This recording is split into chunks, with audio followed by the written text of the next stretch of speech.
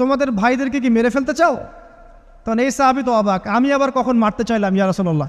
আমি তো মারতে চাই নাই, আমি তো খালি বলেছি যে তার গায়ের রংটা অনেক সুন্দর। তখন তিনি বললেন, কেন তুমি সুবহানাল্লাহ বললে না, কেন তুমি মাশাআল্লাহ বললে না? যখন মাশাআল্লাহ বলবেন, সুবহানাল্লাহ বলবেন, নজরটা লাগবে না। আর যখন আপনি মাশাআল্লাহ বলবেন না, সুবহানাল্লাহ বলবেন না, দেখবেন নজর লেগে গেছে। আপনি বিশ্বাস করেন ব্যবসা খুব ভালো চলছে, মানুষ বলল যে বাহ তোর তো ব্যবসা হেভি, লালে লাল শাহজালাল, ঠিক আছে, দেখবেন আপনার কেনা বেচা বন্ধ হয়ে গেছে। এরকম হবে, আমার কথাটা বিশ্বাস করেন।